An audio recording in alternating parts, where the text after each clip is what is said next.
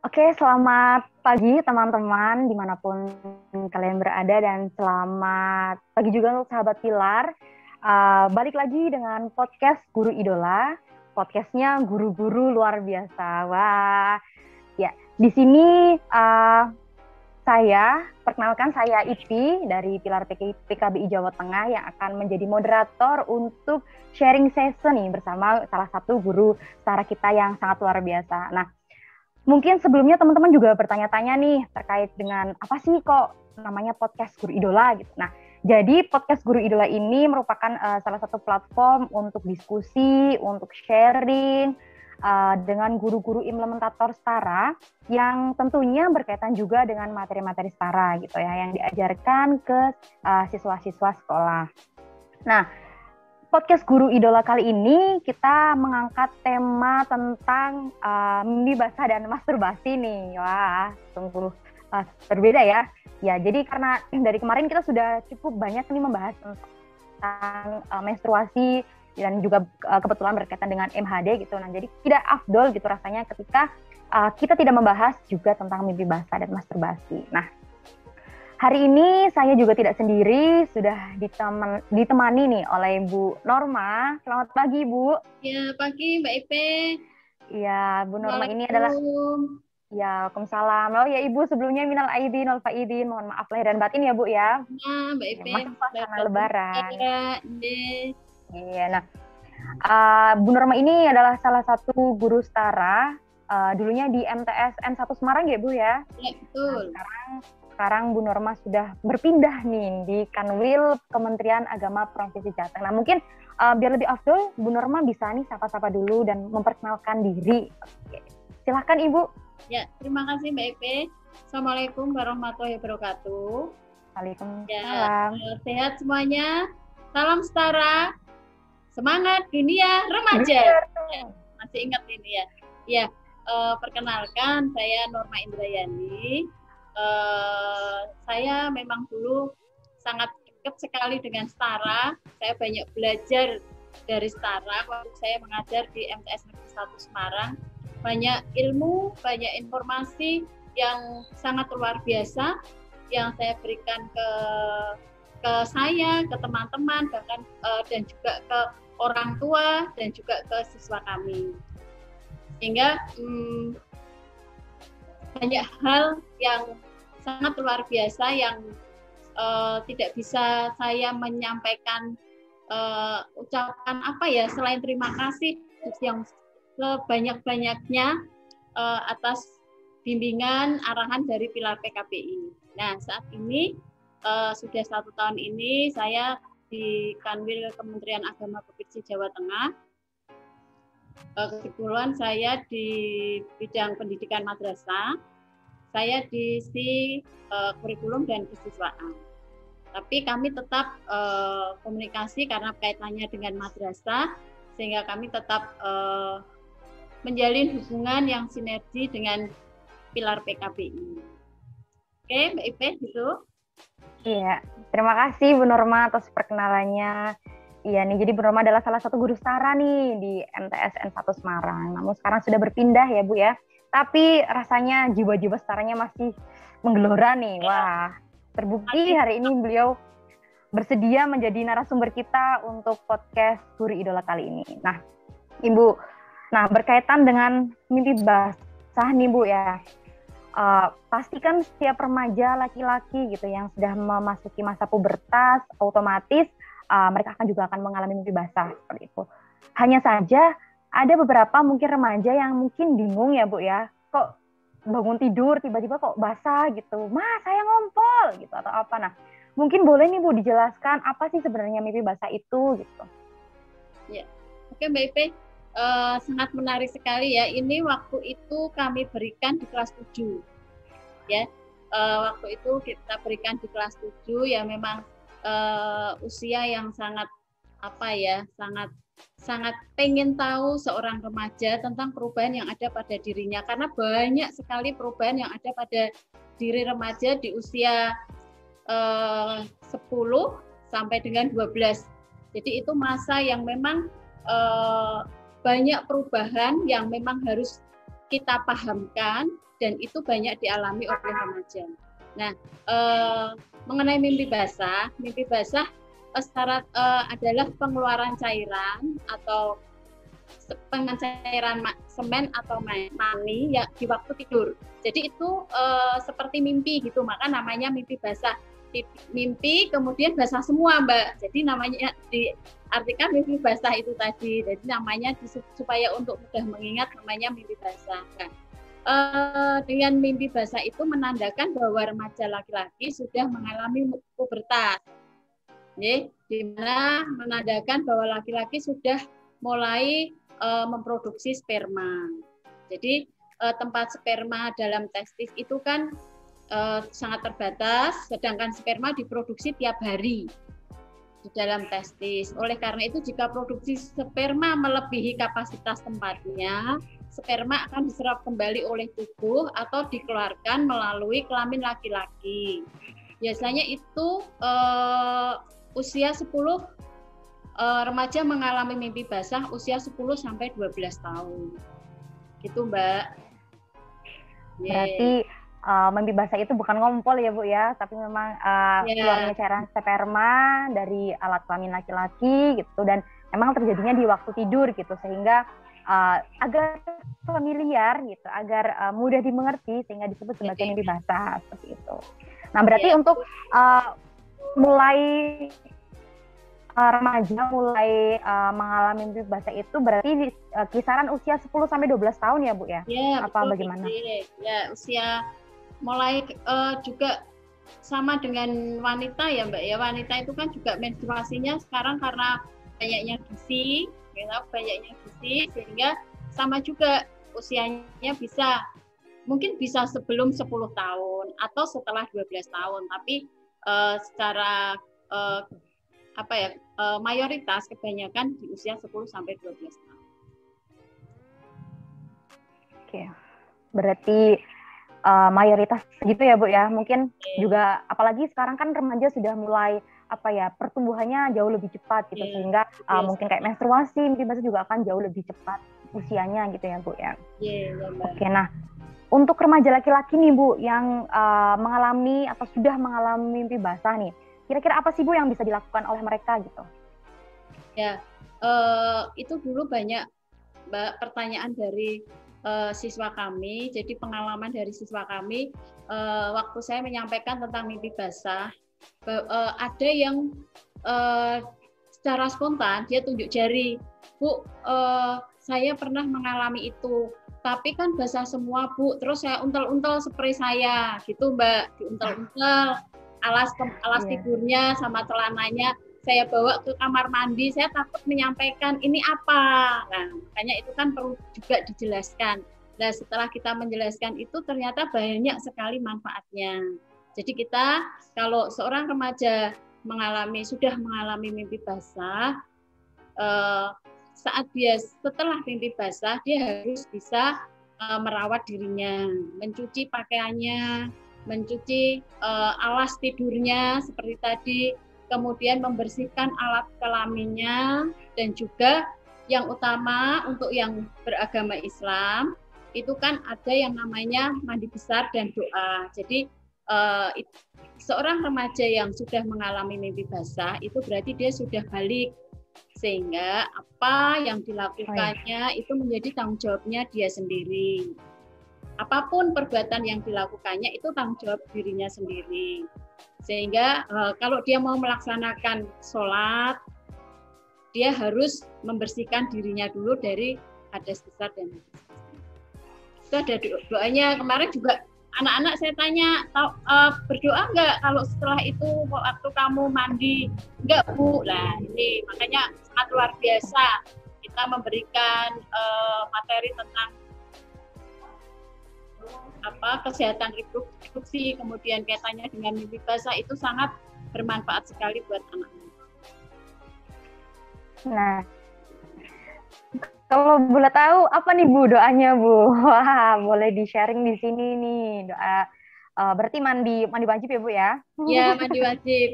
Nawaitu gitu ya. Nawaitu husla lirafir hadasil akbari minal janabati fardhu lillahi ta'ala.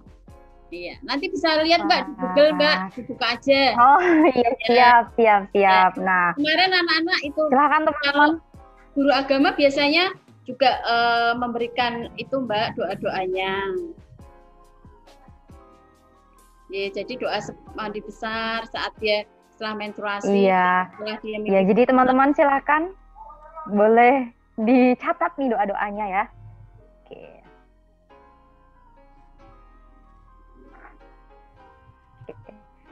Ya, apakah ini saya yang freeze atau Bu Norma yang freeze ya? Ya. Halo Ibu. Ya. Ya, Mbak. Ya. Ya. Saya kira saya yang freeze. Oke. Nah, berarti ya Ibu. Oke. Ya. Nah, berarti ada beberapa hal yang perlu nih dilakukan oleh remaja yang sudah mengalami mimpi basah nih. Salah satunya ya harus membersihkan diri seperti itu ya. Setelah tiba-tiba semalam memimpikan sesuatu akhirnya terus basah paginya. Nah, yang pertama harus membersihkan diri. Kemudian juga ketika sudah mulai mimpi basah, otomatis remaja juga sudah harus mulai bertanggung jawab dengan dirinya sendiri. Dan kalau di Islam sendiri tentunya harus ada yang namanya mandi wajib seperti itu. Sehingga ya biar bisa sah salatnya gitu ya Bu ya. Oke, nah Ibu, ada lagi nih pertanyaan yang mungkin sering sering muncul nih di diskusi-diskusi kita baik secara offline maupun online gitu. Ya, terkait dengan mimpi basah pada perempuan nih Bu. Apakah betul ada mimpi basah pada perempuan seperti itu? Padahal kan selama ini kadang yang kita tahu kalau mimpi basah itu ya cuma untuk laki-laki gitu. Tapi apakah benar nih ada mimpi basah untuk perempuan? Gitu Bu. Ya. Halo Ibu. Kalau ya, halo ya. Nyambung ya Mbak. Tes ya.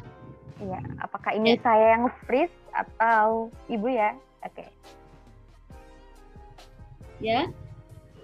Sudah bisa Mbak. Sudah bisa nyambung ya. Ya, saya juga kemarin ya Ibu silahkan. Ya, saya kemarin sempat diskusi dengan teman kami. Ya, sudah Bu, sudah. Ya, makasih Mbak Epe. Kemarin saya sempat diskusi dengan kami kaitannya teman-teman kami kaitannya dengan mimpi basah pada perempuan.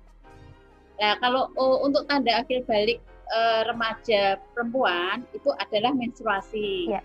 Kalau laki-laki itu mimpi basah. Kalau perempuan memang saat dia terangsang, kemudian mungkin pada waktu malam dia membayangkan sesuatu yang indah-indah, bisa dia keluar semacam kayak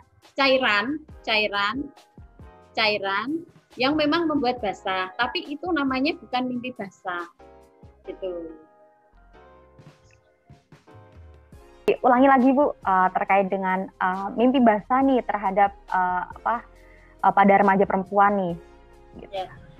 Kemarin saya sempat diskusi sama teman saya Mbak, sama Bu Diana. Oh iya. Diana kebetulan kan kenal ya juga satu Semarang.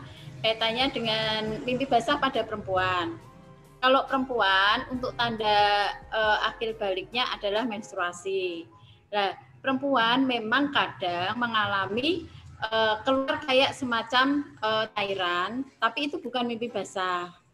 Jadi cairan itu kalau dia terangsang atau mungkin pada malam, jadi nggak malam, nggak mimpi, tapi bisa jadi dia membaca buku, kemudian keluar cairan basah, membaca buku, melihat-lihat buku yang kaitannya dengan adanya dorongan seksual. Gitu. Oke, berarti bukan mimpi basah yang dalam arti sesungguhnya yang terjadi pada laki-laki ya Bu ya, tapi memang bisa karena adanya dorongan seksual gitu sehingga keluar cairan-cairan, mungkin cairan vagina seperti itu ya Bu ya. Betul. Gitu. Jadi memang ya kalau laki-laki tanda baliknya adalah mimpi basah. Nah, Ibu, berkaitan juga nih dengan perempuan gitu kan. Kadang kan ketika kita membahas sesi menstruasi gitu, biasanya kita bilang, ya laki-laki laki-laki juga harus tahu nih soal menstruasi. Nah, sekarang gantian nih Bu, berkaitan dengan mimpi basah. Kenapa sih Bu pentingnya atau apa sih Bu pentingnya perempuan mengetahui soal mimpi basah nih Bu? Kenapa penting gitu ya? Iya, jadi gini, sedikit saya ulas waktu saya mengajar dulu ya, ya. Boleh. Waktu itu kan saya menjelaskan tentang menstruasi. Saat saya menjelaskan tentang menstruasi, ternyata remaja laki-laki, siswa saya yang laki-laki itu ngeri, kasihan, jadi muncul empati. Ya Allah, ternyata perempuan kasihan ya, gitu. Makanya kasihan ya ibu saya, kasihan kakak saya, dia muncul gitu, Mbak. Spontan itu, berarti kayak gitu setiap bulan ya perempuan mengalami kayak gitu. Sakit kan, menyampaikan remaja perempuan menyampaikan waktu dia menstruasi seperti apa rasanya, kemudian perasaannya bagaimana, gitu kan. Oh makanya Bu, sering Bu kadang marah-marah sendiri. Oh ternyata itu ya terjadi perubahan emosi. Jadi remaja laki-laki juga perlu tahu lah. Untuk mimpi basah, remaja perempuan juga perlu tahu perubahan yang ada pada diri remaja laki-laki. Dan juga itu digunakan untuk menjaga dirinya. Jadi pada saat remaja laki-laki sudah mengalami mimpi basah, dia sudah menghasilkan sperma. Sehingga kalau di dalam pergaulan kemudian melakukan hubungan seksual, itu bisa terjadi kehamilan. Itu kan perlu dijelaskan juga. Yang perempuan sudah menstruasi, yang laki-laki sudah mimpi basah, maka kalau melakukan hubungan seks itu akan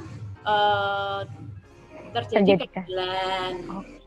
Kemudian juga tadi ada rasa empati. Dia jadi tahu di keluarganya kan tidak semuanya perempuan, ada juga yang laki-laki. Pada saat mengalami seperti itu, jadi juga dia tahu, mungkin dia juga bisa memberi nasihat ke saudara-saudaranya yang lain tentang pengalamannya dia belajar tentang kesehatan reproduksi. Oke. Jadi memang baik laki-laki maupun perempuan harus saling sama-sama tahu ya Bu ya. Iya. Laki-laki harus tahu nih kenapa atau apa pentingnya dia mengetahui tentang menstruasi. Kemudian juga yang perempuan juga harus tahu nih kalau bahasan-bahasan seputar mimpi basah gitu. Karena memang itu akan sangat berkaitan ya Bu ya, apalagi dalam pergaulan seperti itu, ketika laki-laki dan perempuan sudah sama-sama aktif secara reproduksi, nah maka harus dijaga nih gitu. Karena ketika sekali saja meleng gitu kan, terus melakukan hubungan seksual, nah itu akan terjadi kehamilan karena keduanya sudah sama-sama aktif secara reproduksi. Oke Ibu. Nah, boleh nih Bu sharing-sharing juga pengalaman selama menjadi guru BK gitu di MTS 1. Ada nggak sih Bu kayak anak laki-laki gitu yang tiba-tiba curhat ke Ibu soal baik perubahan-perubahan fisiknya gitu selama pubertas, atau mungkin pernah nih ada yang curhat soal dia pengalaman mimpi basahnya gitu. Ada nggak Bu kira-kira Bu? Iya, ada Mbak, banyak yang menstruasi, kemudian yang mimpi basah, karena ternyata banyak yang tidak tahu, dalam artian kok tiba-tiba saya itu ya Bu keluar cairan pada saat saya tidur, saya mau cerita ke orang tua saya malu. Tuh. Kemudian juga gini Mbak, pengalaman pada saat kami melakukan parenting, pertemuan dengan orang tua, kita membahas tentang waktu itu memang kesehatan reproduksi remaja. Jadi materi yang akan kita sampaikan ke orang tua itu sesuai dengan materi yang sesuai dengan kenyataan di lapangan anak. Misalnya ternyata anak-anak ini kurang komunikasi dengan orang tua, kaitannya dengan perubahan yang ada pada dirinya. Dia mau menyampaikan ke orang tuanya malu, kan gitu. Nah, waktu kami parenting itu memang waktu itu saya menyampaikan tentang tentang remaja dan permasalahannya atau apa itu waktu itu. Kemudian kami sampaikan ke orang tua, kami tanya, Bapak, coba kami tanya dulu, ciri-ciri putra Bapak itu sudah akhir balik, itu apa waktu itu? Yang putri apa, yang putra apa? Ternyata dijawab, sudah khitan. Kalau sudah khitan, nah berarti kan dari situ ternyata tidak semua masyarakat itu memahami tentang ciri-ciri perubahan pada seorang remaja apabila dia sudah mengalami pubertas. Nah, ini kan juga ya. perlu Ibu suaranya terputus-putus. Terputus-putus. Cip, terputus-putus ya. Sudah, Mbak? Bu, mudah-mudahan nggak menghilang. Ya. Nah, berkaitan nih Bu, selama Ibu menjadi guru BK nih di MTS Negeri 1 Semarang gitu ya, ada nggak sih Bu kayak cerita-cerita remaja, khususnya yang laki-laki nih Bu, menceritakan pengalamannya ketika mimpi basah, atau mungkin cerita-cerita lain seputar dengan perubahan-perubahannya gitu selama pubertas gitu. Ada nggak sih Bu kira-kira cerita-cerita seperti itu? Ya, kaitannya dengan mimpi basah seperti yang tadi saya sampaikan, itu waktu saya menyampaikan itu muncul anak-anak menyampaikan apa yang pernah dialaminya. Jadi dia menyampaikan diantaranya itu tadi waktu dia tidur keluar cairan basah. Kemudian karena dia takut dan dia tidak tahu itu apa, diuntel-untel spraynya. Terus saya sempat duduk diam, ini saya kenapa gitu, kayak mimpi Bu dengan seseorang, kan dia ceritakan. Jadi tindak lanjut kami menyampaikan di kelas, biasanya anak-anak langsung ke konseling, ke ruang kami. Jadi datang, dia menyampaikan permasalahannya. Bahkan saya lihat banyak yang kurang terbuka dengan orang tuanya, kaitannya dengan mimpi basah. Karena bisa jadi orang tuanya menganggap bahwa anak ini masih kecil, gitu. Jadi masuk kayak gitu, kamu belum lah, misalnya seperti itu. Terus waktu dia berani menyampaikan ke orang tuanya jadi menjadi paham. Kemudian kita juga dari beberapa kasus yang ada, dari beberapa keluhan dari anak-anak, kita juga mengadakan kegiatan parenting. Jadi di situ ada pertemuan orang tua, kita sampaikan tentang beberapa permasalahan yang mayoritas dialami oleh anak-anak. Nah, waktu di awal saya menanyakan tentang Bapak tahu nggak kaitannya dengan seorang anak yang sudah masa akil balik itu ciri-cirinya apa? Nah, disampaikan, oh kalau sudah di kita. Nah, itu kan perlu kita pahamkan, karena kita itu seorang yang sakit, mungkin anak usia masih 7 tahun karena dia mengalami kelainan pada penisnya, sehingga memang dia harus dihitan. Jadi itu tidak menandakan bahwa seorang anak mengalami pubertas atau dia mengalami memasuki masa akil balik, tapi yang menandakan adalah mimpi basah. Nah, dari situ kita pahamkan, karena tidak hanya ke siswa saja, karena anak itu lebih banyak waktunya di rumah daripada di sekolah, di madrasah. Jadi pemahaman tentang perubahan yang ada pada diri anak itu orang tua juga tahu, sehingga antara orang tua dengan anak itu juga ada keterbukaan. Orang tua bisa menyampaikan bahwa menganggap apa yang disampaikan itu sudah tidak tabu, karena memang anaknya sudah mengalami banyak perubahan. Gitu. Iya. Jadi menarik sekali ya Bu ya, kayak ternyata ada juga nih remaja yang masih belum memahami apa yang terjadi pada dirinya, sehingga takut gitu ya Bu ketika pertama kali mengalami basah, ya mereka malah menggulung-gulung spraynya selamanya gitu karena takut sama orang tua. Tapi ternyata juga ada loh orang tua yang ada orang tua yang ternyata belum memahami nih kapan sih remaja mulai akil balik gitu ya Bu. Ya tadi ada yang bilang katanya selepas dihitan gitu. Padahal kan itu tidak menjadi patokan ya Bu, menjadi patokan bahwa remaja laki-laki sudah akhir balik. Di usia yang masih kecil seperti itu, gitu, sehingga memang tidak bisa menjadi patokan ya Bu ya. Oke Bu, terima kasih atas jawabannya, wah sangat luar biasa sekali sih pagi ini Bu Nurma. Nah, ada lagi nih Bu pertanyaan-pertanyaan lainnya nih.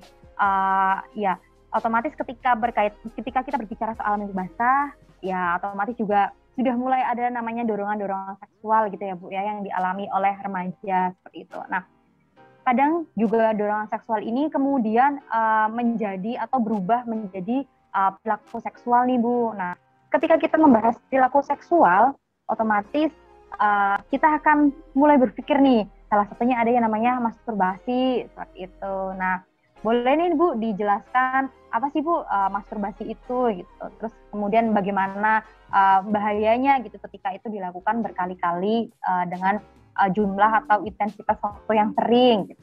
Monggo Ibu. Ya.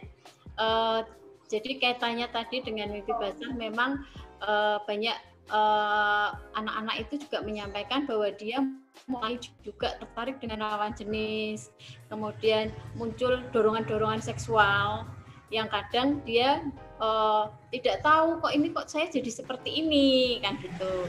Nah, dari dorongan seksual bisa muncul ke perilaku seksual yang seperti Mbak Ipe sampaikan tadi, diantaranya adalah masturbasi. Nah, masturbasi itu adalah perangsangan seksual yang disengaja untuk mendapatkan kepuasan. Jadi dia untuk mendapatkan kepuasan dia melakukan perangsangan secara sengaja. Bentuknya bisa kalau cowok itu bisa namanya onani ya Mbak ya, namanya onani. Nah, risikonya kalau seorang remaja memang itu dorongan seksual itu memang sangat luar biasa pada masa pubertas. Nah, kalau itu dilakukan secara terus-menerus, ya karena itu disengaja, sehingga resikonya juga banyak sekali. Kalau resiko secara psikologis bisa jadi muncul perasaan bersalah, karena dia melakukan itu secara terus-menerus. Kemudian terkadang kalau dia sudah sudah dalam kehidupan sosialnya, kalau itu dilakukan secara terus-menerus juga menimbulkan suatu masalah. Kemudian terkadang Ibu suaranya agak putus-putus ya Bu. Ya, udah bisa Mbak. Ya, udah bisa ya. Ya, terkadang ada yang mengalami masalah pada relasi sosial dengan lawan jenis. Karena dia sudah merasa nyaman dengan Ibu mohon apa maaf yang dia lakukan.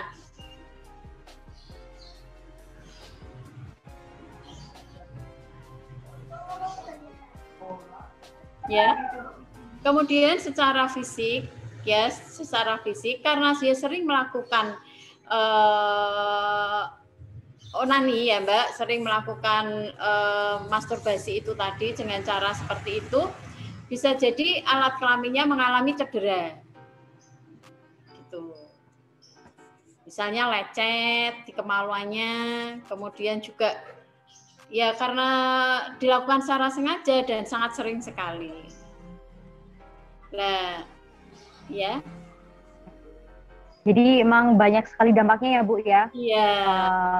Berkaitan juga dengan perasaan bersalah gitu karena telah melakukan masturbasi. Terus juga ternyata secara fisik juga akan berdampak pada alat kelaminnya begitu ya Bu ya. Iya. Dan kadang juga banyak nih remaja-remaja mungkin yang melakukan ini gitu, melakukan masturbasi, tapi mereka tidak tahu gitu Bu, itu istilahnya apa gitu, kemudian bahayanya apa sih. Nah, sekarang teman-teman sudah tahu nih ternyata selain muncul perasaan bersalah, ternyata juga bisa berdampak pada lecetnya alat kelamin, kemudian juga kayak kualitas spermanya akan menurun ya Bu ya. Iya, sperma akan menurun dan segala macam.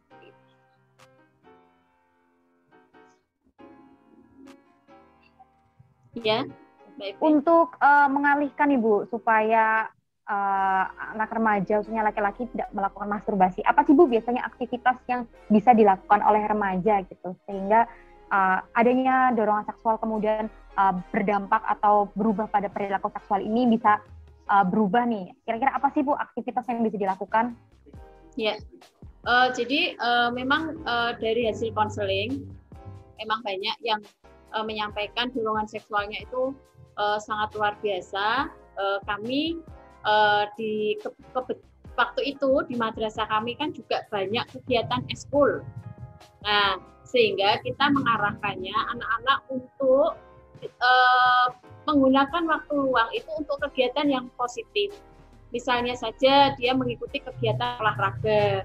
Di eskul itu ada 22, kelihatannya waktu itu 22 macam, sehingga dia tidak ada waktu selang untuk dia orientasi ya, untuk dia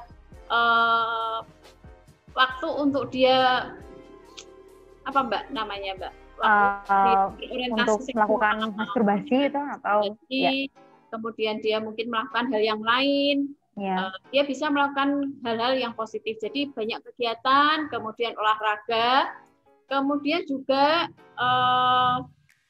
di ini Mbak diupayakan. Ini sekarang kan banyak konten-konten yang mendorong munculnya nafsu seksual ya Mbak, dorongan seksual. Nah itu diupayakan untuk Ibu suaranya agak putus-putus, Bu. Ya. Nah, kalau memang sudah berlebihan, dia sudah tidak. Ya, halo Ibu. Ya. Bisa berkonsultasi ke dokter. Berkaitan dengan menstruasi, berkaitan dengan mimpi basah nih, Bu ya. Dan kemudian juga muncul adanya dorongan seksual hingga akhirnya juga berubah menjadi perilaku seksual, dan salah satunya adalah masturbasi gitu kan. Dan kalau laki-laki berarti onanis seperti itu. Nah, kira-kira menurut Ibu nih, apa sih aktivitas yang mungkin bisa dilakukan oleh remaja gitu untuk mengalihkan pikiran atau mungkin untuk mengalihkan dorongan-dorongan seksual itu nih, Bu? Ya. Gitu. Jadi dari banyaknya konseling yang datang ke kami waktu itu, banyak remaja yang memang dorongan seksualnya sangat luar biasa, sehingga kami menyarankan untuk mengikuti kegiatan eskul. Jadi di tempat kami kan untuk kelas 7 ada eskul wajib itu waktu itu pramuka. Kemudian memilih 2 eskul. Nah, ada 22 eskul yang bisa diikuti oleh remaja siswa kami.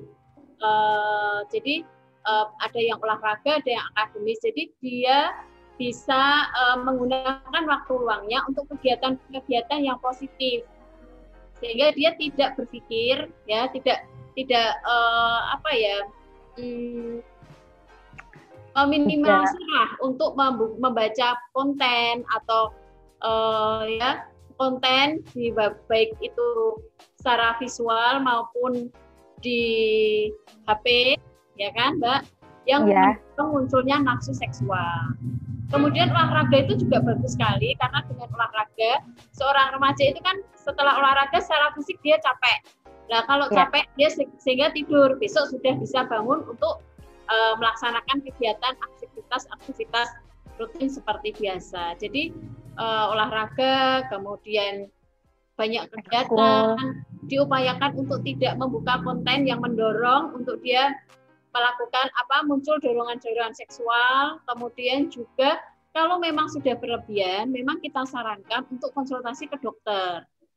Karena kadang seorang remaja itu kan saya sebetulnya nggak pengen Bu seperti ini, tapi kok saya sangat luar biasa. Dia bisa menyampaikan seperti itu kan hebat Mbak, dalam artian dia sangat terbuka. Kemudian dia juga merasakan bahwa dia juga ini loh sebetulnya saya juga bermasalah Bu, tapi kok saya tidak bisa mengalihkan misalnya dengan yang kami sarankan, maka kita sarankan ke konsultasi ke dokter. Oke, berarti banyak ya Bu yang sebenarnya bisa dilakukan gitu untuk mengalihkan dorongan seksual sehingga tidak tidak menimbulkan atau berwujud akhirnya gitu sebagai perilaku seksual. Nah, salah satunya puasa, tadi yang Mbak, puasa kan juga bisa. Puasa ya. Pertama tadi ya puasa, kemudian juga mengikuti ekstrakurikuler di sekolah gitu ya Bu ya, ada pramuka, ada OSIS, ada PMR, segala macam. Terus juga ternyata tadi juga membaca olahraga gitu kan, olahraga yang ternyata juga baik nih untuk kesehatan gitu, dan sebisa mungkin menghindari menonton atau misalkan membaca konten-konten yang akan memunculkan dorongan seksual pada remaja gitu ya Bu ya. Ya.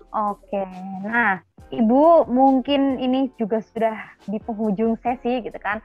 Boleh nih Bu pesan dan kesan nih, pesan untuk remaja dan kesannya adalah bagaimana sih Bu kesan Ibu selama mengimplementasikan setara di sekolah kayak gitu sebagai penutup sesi kita pada siang hari ini.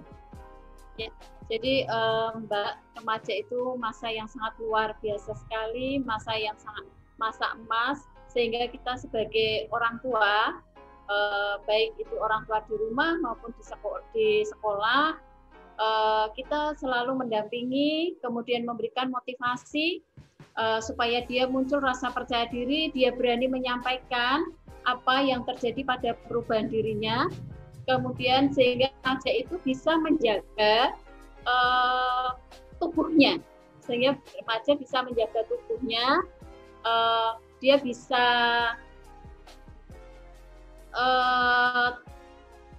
menjaga tubuhnya sehingga dia bisa mencapai cita-citanya sesuai dengan yang diinginkan. Iya, oke. Nah, kalau kesannya Bu selama mengimplementasikan STAR nih selama ini, gitu, apa sih Bu yang membuat Ibu paling berkesan gitu selama proses implementasi gitu kan? Iya, jadi sangat luar biasa Mbak. Jadi awalnya kita juga mau menyampaikan tentang materi setara itu, tentang kesehatan reproduksi, banyak beberapa hal yang mungkin yang kita mengawalinya itu juga agak berat. Dan banyak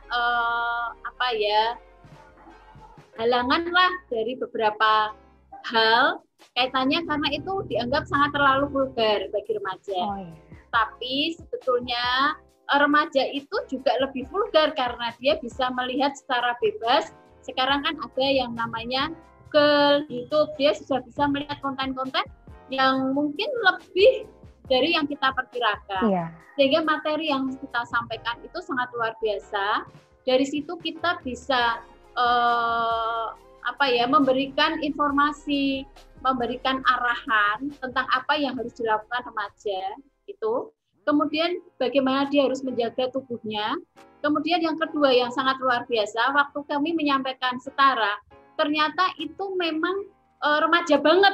Jadi remaja bisa menyampaikan tentang permasalahannya. Banyak hal yang kami dapatkan waktu kami menyampaikan materi setara. Jadi hal yang di luar prediksi kami, sangat luar biasa anak-anak mau menceritakan ke kami sehingga kami bisa memberikan solusi, bisa mengarahkan, bisa menyelamatkan anak tersebut. Iya, gitu. Jadi sangat luar biasa, setara. Sangat luar biasa ya Bu ya. Remaja. Wow, masih hafal Ibu. Iya, luar biasa. Iya, ya jadi memang kadang sebagai orang tua gitu atau sebagai orang yang dewasa gitu kadang kita tidak mengetahui gitu bahwa remaja ternyata butuh loh materi-materi seperti ini gitu kan. Kadang orang dewasa lainnya gitu kadang malah berpikir bahwa ya materi setara itu masa seks edukasi diajarkan di sekolah gitu. Tapi padahal sebenarnya tidak hanya itu ya Bu ya. Jauh lebih luas lagi kalau kita membahas setara dan ya setelah dipikir-pikir lagi, setelah dilihat-lihat lagi ternyata ya materi-materi setara itu adalah ya materi yang dibutuhkan remaja dan sangat penting gitu ya Bu ya. Nah, ya, luar biasa. Iya. Nah, di penghujung sesi ini mungkin untuk teman-teman di luar sana yang pengen tahu nih atau pengen mencari-cari informasi seputar tentang Case Pro, silahkan boleh banget mampir ke akun Instagram Pilar PKBI di @pilar_PKBI atau juga boleh teman-teman search di YouTube Pilar di akun Pilar PKBI. Nah, di situ banyak sekali konten-konten yang berkaitan dengan remaja, entah itu mimpi basah, menstruasi atau bahkan relasi dengan orang lain gitu. Nah, Bu Norma, terima kasih sudah bersedia hadir dan sudah bersedia sharing pada pagi hari ini. Terima kasih banyak dan mohon maaf tadi Ibu, saya sempat keluar masuk ya Ibu. Iya, terima kasih banyak. Semoga sesi kita pada pagi hari ini sangat memberikan manfaat gitu ya kepada siapapun yang membaca ataupun mendengarkan podcast ini. Dan semoga kita bisa ketemu lagi atau kita bisa kolaborasi seperti ini lagi nih Bu di lain waktu. Kita tunggu Mbak, senang sekali. Iya, kita juga senang sekali bisa sharing nih sama Bu Norma selaku guru idola nih di MTS 1 ya Bu ya. Dan semoga tetap menjadi guru idola dimanapun Bu Norma berada. Oke, mungkin itu saja sesi pada pagi kali ini gitu ya. Semoga kalau ada kurang-kurangnya mohon maaf. Terima kasih dan sampai jumpa lagi di podcast Guru Idola selanjutnya. Dadah.